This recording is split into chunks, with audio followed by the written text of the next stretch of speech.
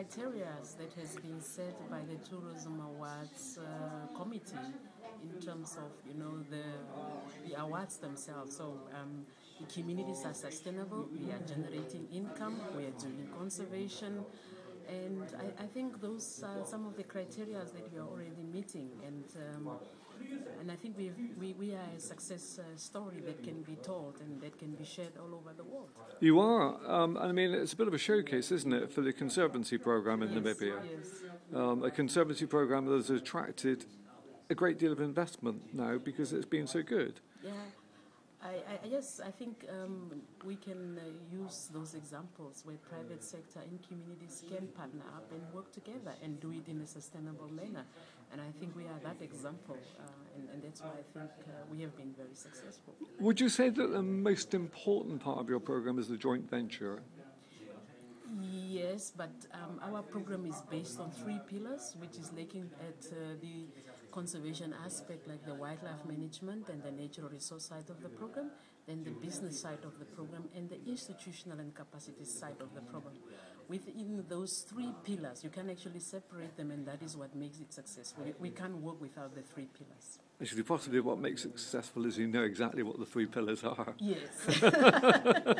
So the other thing that you've been able to do in Namibia, from what I've understood, is that you've been able to reintroduce a lot of game into different areas of Namibia, in particular the black rhino. Yes.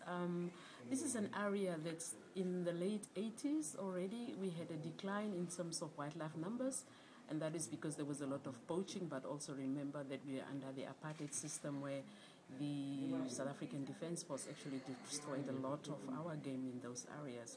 And so in the late 90s, we started creating that awareness, and then there was a lot of reintroduction of plains game first, and obviously then we had the predators following when you have plain games, and then when the conservancies were successful in terms of managing those two, the government decided that it was an ideal opportunity to introduce black rhino in the area, and we have black rhino in open landscape areas managed by communities on communal areas, which I don't think anywhere in Africa has been seen before. No, it's just wonderful. Now, when we're talking about game, we were talking to a gent from Singita here, and you were saying just now that at Singita you are paying for hunting licenses, yes, to manage the great area of land that you sustainably manage.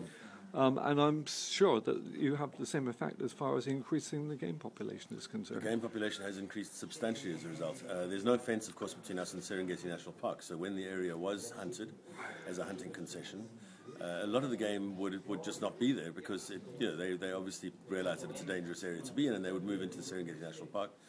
Or, a substantial number of them were shot, and the area was not very well controlled, so there was a substantial amount of poaching taking place as well.